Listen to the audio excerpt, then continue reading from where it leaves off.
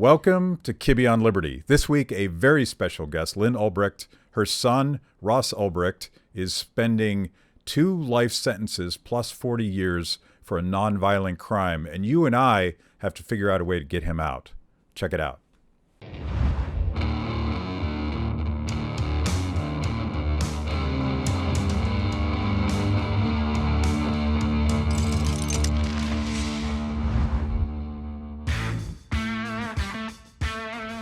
Lyn Ulbricht, welcome. We've been talking about doing this, I think, for several years, and it's really an honor to have you on the show. Oh, thank you. I really appreciate the opportunity.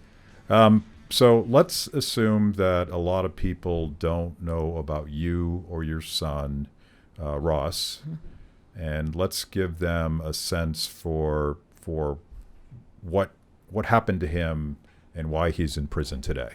Sure. My son Ross is serving double life plus 40 years without the possibility of parole in a maximum security prison for all nonviolent charges, first-time offender, no history of violence whatsoever. And it's essentially for his role in the Silk Road website / marketplace, something he created on a computer when he was 26 years old. And I feel that it is an excessive, cruel sentence that is totally unnecessary. Ross is completely peaceful. He's not a danger to anyone. And I'm working very hard to have him free and to have this sentence, which sets a terrible precedent, by the way, commuted. And how long has he been in prison? He'll be starting his 7th year in a couple of weeks. Okay. So let's take a step back, and I know this whole story, and it gets pretty complicated. Yeah, it's complicated. But let's talk about Silk Road first, because Sure. this was this the first sort of encrypted deep web marketplace, or where there was Good question. What's the story? I don't. Actually, I think there were some before. Yeah. I actually don't know the answer to that. Yeah. Certainly, Ross had never done anything like that. The thing is, Ross got very passionate about liberty and free markets, and then the potential for monetary freedom through Bitcoin, which was very new. Hardly anyone had heard of it.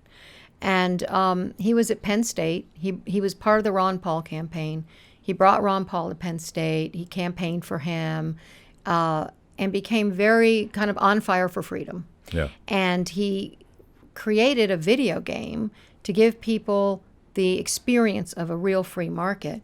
And he tried to get it published. He talked to people, but it didn't happen. And he turned to the internet and he created Silk Road.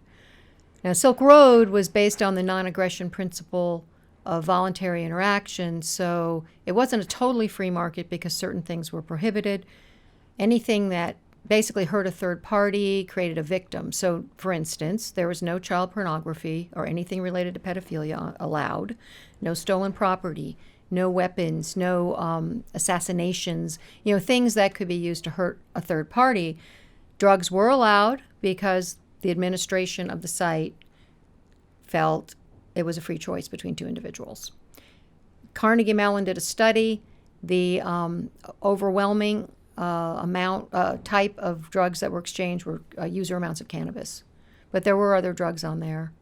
And I'm not defending that. Yeah. But I'm just saying that's what, But that would be. It wasn't the intention to be Yeah. a drug site. The intention was to be a free market that was private, uninterfered with by the government, that used Bitcoin as a means of exchange. So kind of like an encrypted, anonymous version of Amazon. Yeah, or eBay or something like that. So yeah. you wouldn't get dogged on Facebook for every time you searched for Right. something on Amazon. Yeah. Which Well, sounds good pretty point. attractive Yeah. to me. Yeah. Yeah.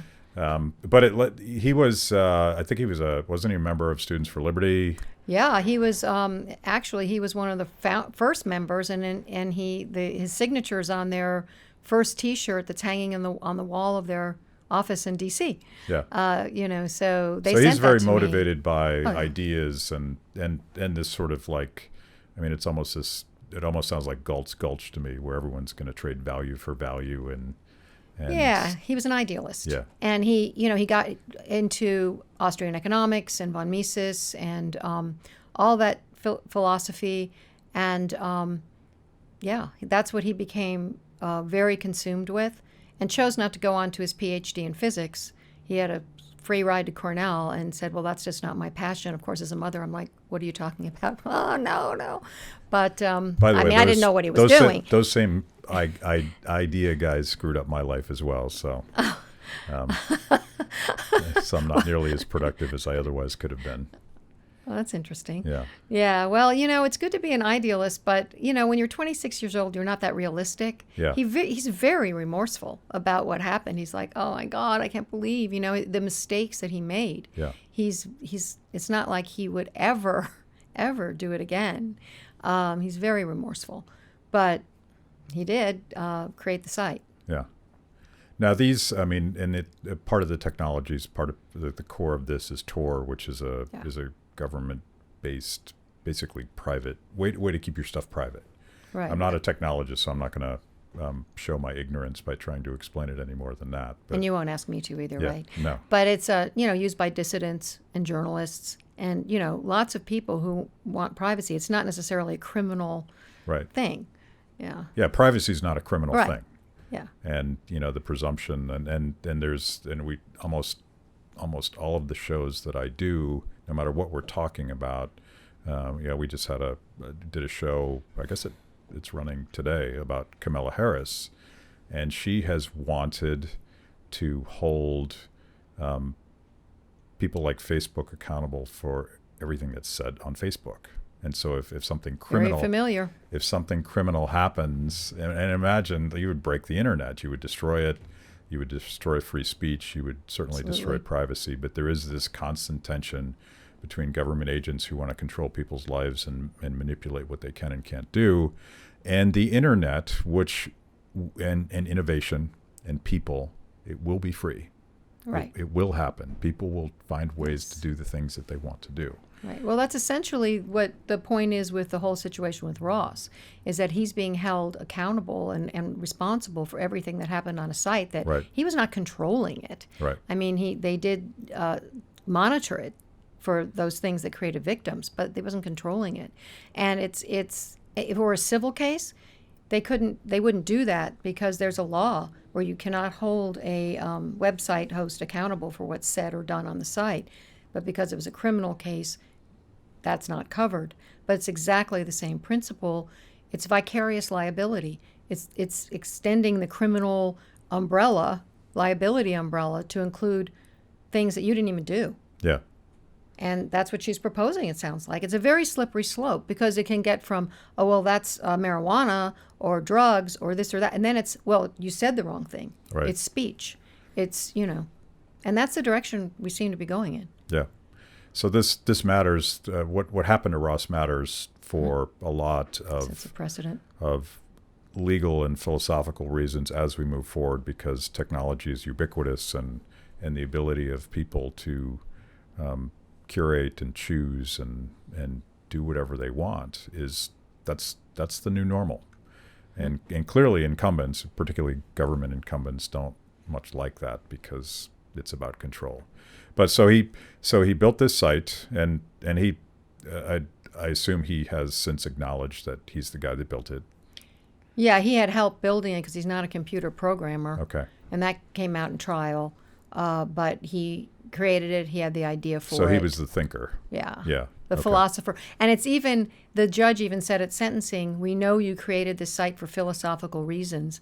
We're just not sure it's a philosophy you've left behind. So I'm like, oh, so because he might still have this dangerous philosophy of voluntary interaction, he has to die in prison? That's interesting. She said it. It's in the sentencing transcripts. To me, that's a First Amendment problem. Yeah.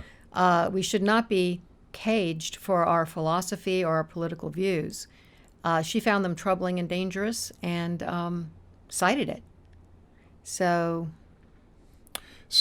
he built this site, and the almost immediately the federal government started this massive operation to try to figure out who it was and to take it down. There's actually a movie about this, right? Right. Well, Deep Web. Yeah. They go into that. Yeah. And so what happened? He was arrested, and he was charged with what? Well, he was sentenced for less than he was charged with. So I don't know. Might as well just talk about what he was sentenced for, because that's Sure. what matters. Sure. And by the way, I just want to say that all his charges and his sentencing was non-violent. And he was smeared with allegations of murder for hire. But then when it came time to indict him and take it to trial, it wasn't there. Yeah. But the media had already talked about it. There was another indictment that mentioned those things.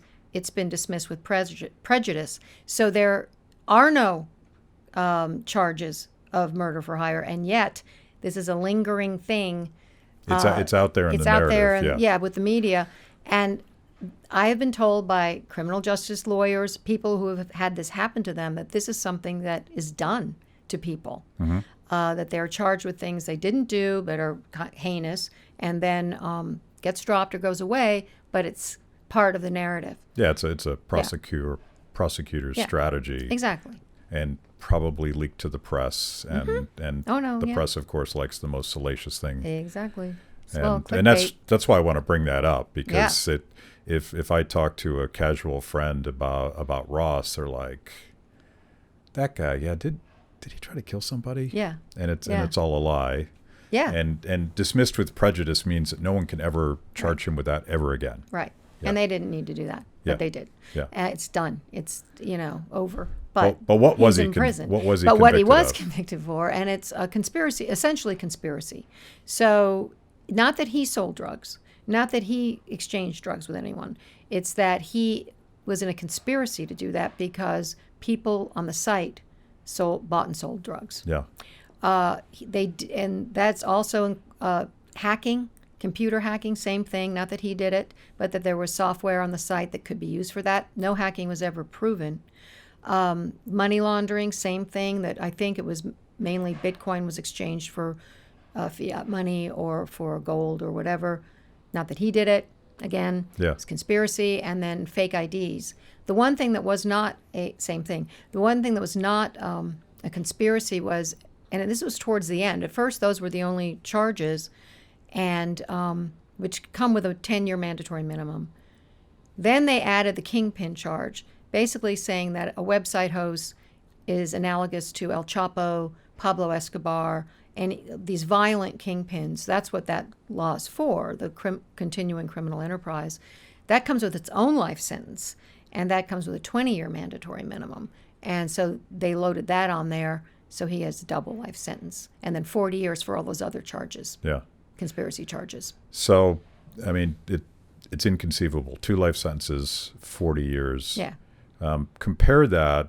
I saw you speak at PorcFest recently, and you were comparing it to some comparable sentences for other murderous drug kingpins. Oh, well, murderous drug kingpins, yes. Like many of them, 25 years and less. El Chapo recently got half the sentence Ross did. Yeah. That's insane. Yeah, how is that possible? But also people in the Silk Road, the other defendants in the Silk Road case, the person convicted for being the biggest drug seller, who actually sold drugs, which Ross did not, got 10 years. He is the same offense level as Ross. He got 10 years, and it goes down from there. There was a copycat site called Silk Road 2 that the government said was identical, except it was bigger. It sold more drugs, and the person who was running that, Blake Benthal, was in custody for 13 days and let out. And Vice just broke the story that he has to pay back taxes on 2 years. That's it. So the disparity of sentencing alone is a violation of the sentencing. I believe it's the Sentencing Reform Act. Yeah. Yeah, I looked up the 8th Amendment to the Constitution, and I'll pull it up, and I want to read it to people because I think actually understanding the consequences of what the government did. But while I pull that up, talk about some of there was some incredibly dishonest, corrupt members of law enforcement that were the leads on this case, and tell some of those stories about what they were up to. Yeah, well, we know about 2 of them because they're in prison now. One is Karl Mark Force, who was a DEA agent at the core of the investigation. And the other was Sean Bridges, who was a Secret Service agent, also on assignment from the NSA. And they had a back door into Silk Road. and use that access to steal money. We know that was true from different people who had legal goods on there too. People, they stole money, but at the same time, they had the ability, and we don't have proof, but they had the ability they had passwords, they had PIN numbers, they had keys, basically keys to the kingdom, and they could act as DPR, which is the moniker for the lead administrator, without DPR even knowing, and other aliases. They could change any content in the chats, marketplace, any of that, and this was used as evidence against Ross at trial, and they've been proven to be corrupt. They're in prison now. Was that and that information was not available to the jury? Is that right? That's correct. That's insane. That's insane. Yeah. The defense objected at a pretrial hearing that was sealed. I mean, closed off. We couldn't go to it, but the prosecution argued. They said, "Well, no, you can't bring this up because we're still investigating these people, and this will tip them off." And then we found out later they already knew. Yeah. They had known for almost a year. They were interviewed by law enforcement, and the defense said, "Okay, well, wait. Go ahead and do your investigation. Then we'll have a full, fair trial." And the judge said, "No, you have to do it now, and you cannot mention them. They're totally precluded." So the jury had no idea that there were corrupt agents all over that site. Yeah. So to repeat this, because it's so shocking, it's hard to imagine. DEA agents had gotten into Silk Road. Yeah, as part of their investigation. They were stealing money. Yep. In the form of Bitcoin. A lot of money. How 20,000 Bitcoin. Yeah. Is what I've been. Which is that's real cash. Yeah. Especially now. It wasn't worth that much then, but it's still a lot of money. And that information wasn't available to the jury that convicted your son. Correct. Wow. They didn't know of their existence. And actually, the prosecution hid the existence of Sean Bridges, the Secret Service agent, even from the judge. Yeah. That all came out 2 months after trial. Yeah. Some other interesting things came out too, but I don't know if you want to get to that right now. But, sure. Okay, so what happens is certainly in this case, the government did a huge data dump. So there was something like 4 terabytes of material to go through to find the needles in the haystack that would be helpful. Well, this is practically impossible. This is like you would be crushed to death if it was on paper. It's just a huge amount of data. But after trial, they kept sifting through and discovered, first of all, that DPR, which, just to digress 1 second, is DPR stands for Dread Pirate Roberts, who was a character in The Princess Bride, and the whole point of Dread Pirate Roberts was to pass on the title to, and that person would pass it on, that person would pass it on. So it's even within the name, it's implied that there are many of them. Okay. But it's pretty obvious when Ross was in solitary confinement that DPR logged into the Silk Road Forum. Yeah. And that was discovered after trial.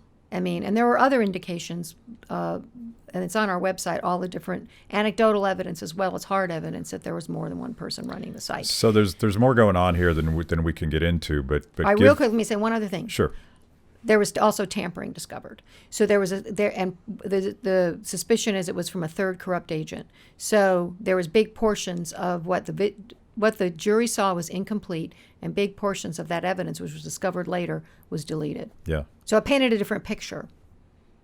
You referenced the website, and there's more information than people might be able to consume. And there's a lot. If you're interested, you should go to freeross.org. And there's a petition that we're going to talk about, but let's talk about it several times. Okay. There's a petition on change.org to ask President Trump to grant clemency. Yes.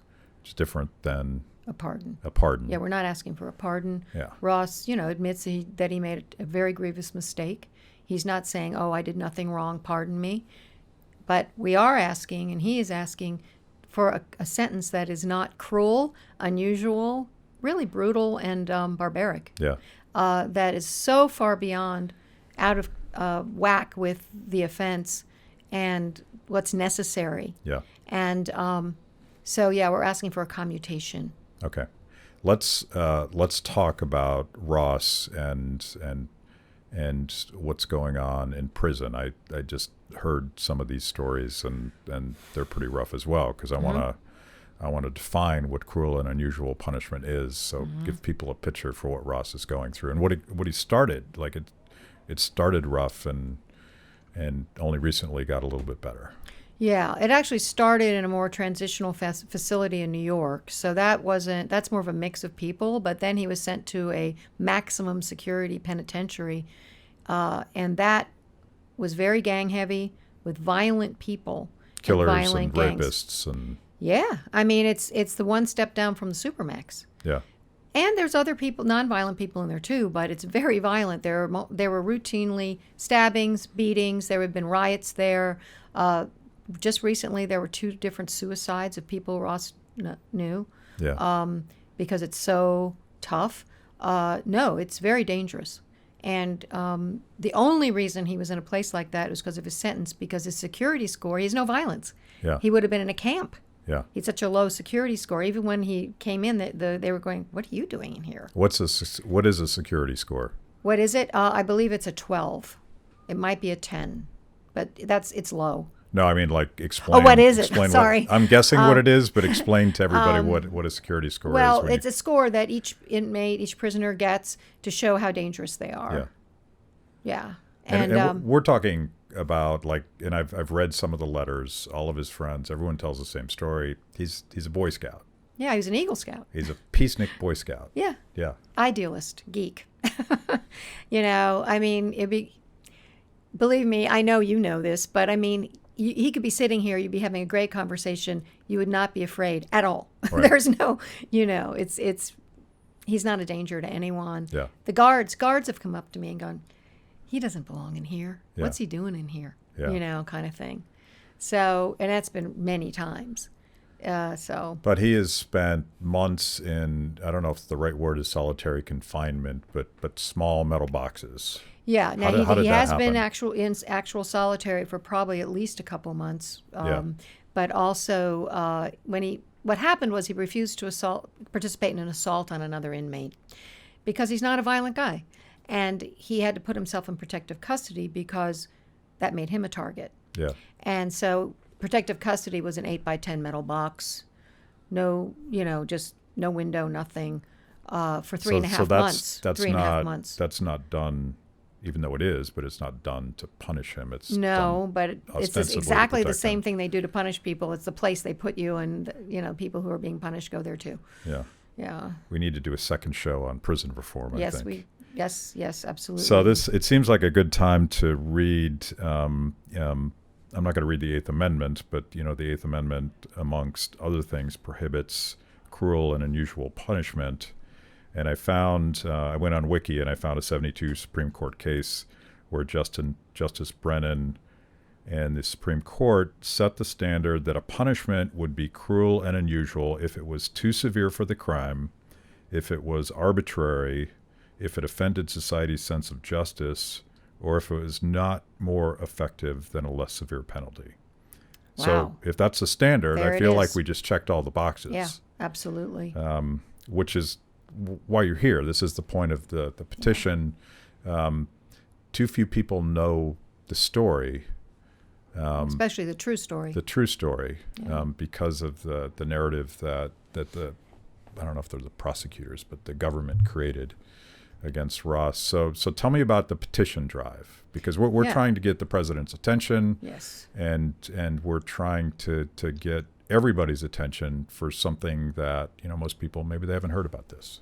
Yeah, thanks. And the thing is, President Trump has shown that he is interested in redemption, in giving people second chances, that he believes in that, and mercy. And so I'm very hopeful that he can see in this case that Ross is a perfect candidate for clemency, because he will never reoffend. He will never hurt anyone. It's not like the kind of situation where a president lets someone out and they do. That's, this is not going to happen with him. Yeah. And so we have a petition. You can go to freeross.org/petition, or just on our website. There's a banner. And it has over 206,000 signatures, and it's only been a little over a year. And it's just asking for a commutation, saying this sentence needs to be corrected because it's very, very wrong. And it's the second fastest growing clemency petition on that change.org. Okay. And repeat the URL so people can go there? Sure. freeross.org/petition. Okay. And after we're done with this, we're gonna shoot a couple short clips and try to drive some traffic to the petition site. And that'd be great. See if we can't get people fired up about. But I want to go back and sort of like take this a little bit above just your fight as Ross's mother and tease out some of the public policy implications of this. And one of them, and it's we had maybe you know Dr. Jeff Singer, Cato scholar. He's a practicing physician, and he's rabidly anti-drug war. And he approaches it as a physician as opposed to just a libertarian policy guy. And one of the things this website was trying to do was to create better information. You know, we're in the middle of an opioid crisis, and I would argue that the crisis was very much created by the drug war itself, by prohibiting certain kinds of legal behavior, by clamping down on prescriptions. You're pushing people into the black market where they don't know. Right. Prince, and as Dr. Singer talked about this, Prince died because he didn't know. And he wasn't legally allowed to do what he was doing, so he went to the black market. He bought something he didn't know what it was, and he couldn't get advice. He couldn't get proper advice for alternatives. So one of the dreams of this website, and it was functioning, was consumer feedback and advice on what potentially deadly and dangerous drugs might do to you. Right, there was, and how to get off drugs. You know, there was a book club. There was all kinds of philosophical discussions. It wasn't, not too many kingpins have a book club, or care about voluntary interaction. Again, I think it was naive. I think it was overly idealistic. Sure. But that's true of a lot of young people. Yeah. But yeah, it was the intentions were good. Yeah. And of course, as libertarians, we think that the drug war is illegitimate, and I don't think that we should be in the business of putting people in cages for choices that don't hurt other people or take their stuff. Exactly. Now, conservatives may not agree with that, but there's other fundamental issues at play here. Right. I'd like to just make a quick call out to conservatives, because. And I was very much a conservative. I've become much more libertarian. I met you at a conservative conference we met at a long time ago. Right. It was 6 years ago, I think. So what I would like to say is the drug war doesn't work. People are still doing drugs after over 45 years, and I believe could it possibly be $1 trillion? It's many billions. Yeah. And it doesn't work. And so why would we keep doing it? Well, I think the government keeps doing it because people are making tons of money and shredding our Constitution. Yeah. I mean, there's many drug cases that who cares about the Constitution? It's drugs. Yeah. So this is really a conservative issue. Yeah. It's not just a wild hair, libertarian thing. It's definitely something that's hurting our Constitution. It is unconstitutional. Yeah. It's not in the Constitution. Prohibition was, a big failure. It's a failure now. And it's costing tons of money to the taxpayer. And that is shifting in the conservative community. The president himself has certainly been very clear about legalizing medical cannabis on the campaign trail. I believe he was broadly pro legalizing cannabis. And you have guys like Glenn Beck, my colleague and media mentor here at Blaze TV. He takes my position that all drugs should be legalized, in part because you can't regulate away dumb decisions, would be his conservative argument. But in the process of trying to, you can create a lot of death and destruction along the way. Correct. So that's one issue. But the other issues that I think might be even more concerning to constitutional conservatives and libertarians alike are sort of the indiscriminate prosecutorial discretion just to get the guy, right? The way they gamed the system and broke the rules and apparently stealing and all sorts of stuff. Our justice system's not going to work if we allow that sort of thing to happen. Right. Well, yeah. And it's obvious this is going on because 98% of people plea and don't go to trial. There's a trial penalty. Now, trials are right. It's a pillar of our justice system, but fair trials practically don't exist. And 98% of people plea because they're bullied or threatened by prosecutors that if you go to trial, you're going to have a worse consequence. And so many people plea to things they're innocent of. Yeah. And I've been told by former prosecutors, they have told me, said they will lie, they will cheat, anything to get that notch in their belt, get that trophy, and there are no consequences. And there are many, many examples of it. In Ross's case, there was a very controlled narrative. It wasn't allowed to be mentioned that he was a libertarian. It wasn't allowed to be mentioned that there were many, many legal items on the site. Many things were not allowed to be mentioned. It was tailored to the prosecutor's narrative and what was presented to the jury. Which gets us to the broader question, and there's sort of an emerging consensus on the right and the left.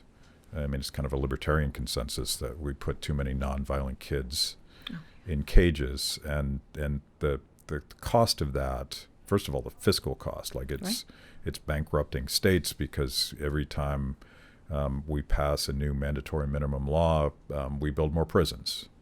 And it's a wildly expensive thing, but you also get this cycle of recidivism where young people go into the sort of environment you're describing your son is in, and what's one of the first things he had to decide if he wanted to do, which is to become a thug. Yeah, he had become to a resist violent, that. yeah. But a lot of people, look, I've relocated. We have moved to be near him, to give him a lifeline. But most people can't do that. We have an internet business. We can do that. And because I think it's so important. But when it becomes your world and you're trying to survive, they say it's correctional. No, it's a criminal training ground. Yeah. And a lot of people are bullied or pressured into joining a gang, which they never would have done. Right. And things like that. There's a huge cost in that way. Yeah. And it just creates that endless cycle where once a criminal, always a criminal. There's no way to get out of it. And the other thing is the children, because, I've gotten to know the families and I go in there and it's just, oh my gosh, it's so horrible because they're so excited to see their father.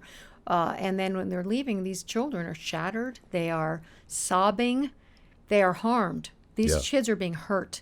And these are excessive sentences, and often nonviolent people. And one woman said to me, she goes, before this happened, my kids were getting straight A's, and now everything's just falling apart.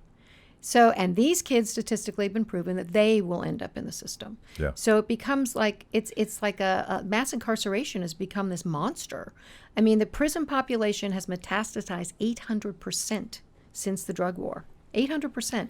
Life sentences have quintupled since the drug war.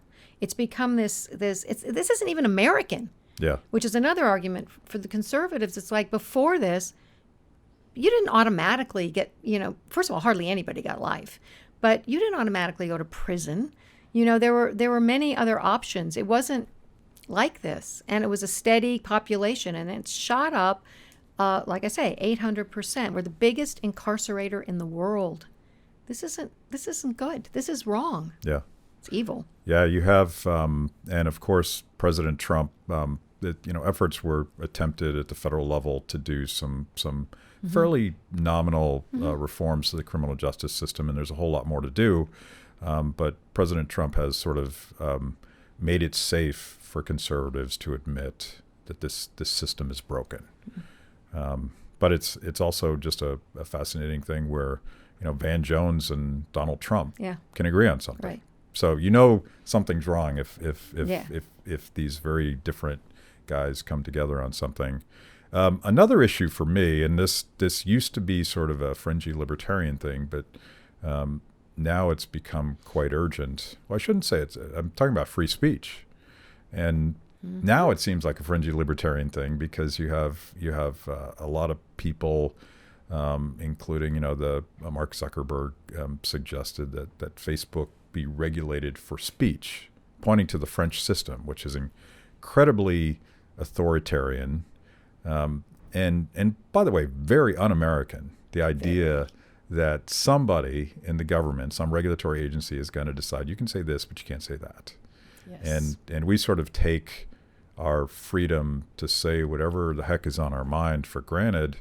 But I'm looking at what's happening in Hong Kong right now, and the activists who are risking their lives to fight for that civil liberty of actually speaking your mind. They need privacy so that the government doesn't come after them. And that's what this is all about. This is about voluntary behavior that's happening under a veil of privacy so that whoever can't mess with you. Yeah. And I feel like that's another issue that hopefully conservatives, libertarians, civil libertarians on the left, like we all used to agree on this thing. Yeah, well, we better. Yeah. Because we're going to lose it, I think. And, Ross has told me that one of his motivations was he felt like something had to be, people needed to understand that we were losing our privacy and how important that was. That was a big motivation for him. But yeah, I mean, like I told you, the judge used his philosophy to justify her draconian sentence. Yeah. This is dangerous. Yeah. Let's get back to that, because that, and I heard you make this argument, and we just compared Ross's sentence to El Chapo. Right. And if they're both drug kingpins, you would think they would deserve the same sentence at very least. He, of course, is a well-documented murderer. I don't know what the body count is, but it's something fantastic. And the government itself has acknowledged that Ross was absolutely not responsible for anybody's murder. That's correct. But you argue, and you always thought that they're trying to make an example in the context of the drug war, but now you think it's something else. Well, they said they were doing that. They said, we're going to make you an example and deter others, which of course didn't work. But I actually think it was about the Bitcoin. But Bitcoin has to do with privacy as well. And I think that because the other sentences are so disparate. The biggest drug seller got 10 years. So obviously they weren't that concerned about drugs. Yeah. But it came out about a little over a year ago, and The Intercept broke the story that Snowden documents show that the NSA was urgently pursuing Bitcoin users a few months before Silk Road was taken down. I thought they were supposed to be going after terrorists. Yeah. They were urgently worried about Bitcoin. And I think that was a big part of why they came down so hard on Ross. Now the genie's out of the bottle. Bitcoin's out there. But, and that's why he's such a hero to the blockchain communities, because it was the first proof of use of Bitcoin. It showed it could be used as money. It put it on the map. Yeah. And I think this was a big problem for financial powers. Yeah. It sounds something like the Chinese government would do, not ours, but obviously financial privacy and privacy general, and the sort of democratization that's happening because of technology. This is a fundamental threat to people that would want to control our lives. Right, because they use money. Yeah. Yeah. And there's another one. I think we could all agree that financial privacy is not just a good thing, but an essential thing. Yeah, to freedom. Yeah, to freedom and sort of the American way of doing things. Yeah. So there's lots of reasons to care about this fight, and I've seen you give talks on you've talked a lot about criminal justice reform. Yeah. Very, very powerful perspective from seeing it in the inside. Mm-hmm. We got a lot of work to do. We do. It's really become a bigger cause for me and Ross. We're hoping that the high-profile nature of his case will shine a light. Because it's not just Ross. He's not unique. He has an excessively extreme situation. But, there was a guy that he was in prison with, Tony, who's doing life for marijuana in Colorado. But it's federal. That's so absurd, yeah. It's terrible. It's just, it's just no violence. Yeah. And on and on and on. So it's really needs to be corrected. It is un-American. It does not, it's really antithetical to our basic values. Yeah.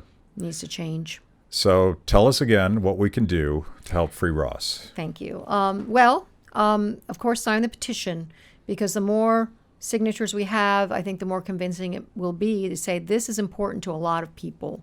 And my goal is 500,000. I think we can do it. Please go to freeross.org. It doesn't, or freeross.org/petition. It does not take a minute. It's very quick. It would really help.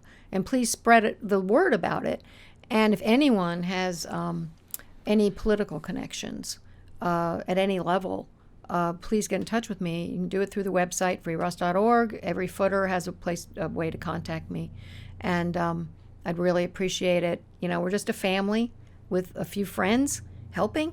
We're not a big organization. We don't have a ton of money, which is another thing we need. But so there's a way to donate. Yeah, talk about that. Like you're burning through legal bills like lawyers no are so tomorrow. expensive. I knew they were expensive. I didn't realize how expensive. Very, very expensive. So any donations are very welcome. Many people are very wealthy because of Ross's vision about Bitcoin. And, how about, helping us out? Some of those guys are watching. Yeah, well, I know we got a big Bitcoin crowd. Yeah, and it's just like, hey, help him. He's fighting for his life in a to get out of a cage, and it'd be so much better if he could be out with society. He has a lot to contribute, and so if you've made a lot of money on Bitcoin, I'd be really grateful if you'd help me out a little bit. Yeah. Yeah, and some people have, to be fair, but a lot of people have. That's how we've gotten as far as we are. But it's a constant thing. Right. Yeah. And we won't name names, but you're here in Washington D.C. and you've been meeting with folks on Capitol Hill. Yeah. And you're getting some traction. Yeah, we've had some good response. I think most people, when they realize this sentence and that it's for a nonviolent first-time offender, young, are like, what? Yeah. And that's really all you need to know to sign the petition. Yeah. It doesn't get all the details of all the stuff. It's like, no, this sentence sets a terrible precedent for excessive sentencing in this country, which is out of control. So political leaders, media leaders, influencers, somebody's got to get to Kim Kardashian because she knows how to get this kind of stuff done. Yeah. Any help, I really welcome. Does anyone know Kim? No? We'll work on that part. Okay. Okay. Well, thanks for telling this story. I know you do this quite a bit, and it can't be a fun story to tell, but I appreciate the opportunity. No, I really do, and it's been fun to talk to you. Thanks. Yeah. Thanks, Lyn. Thanks.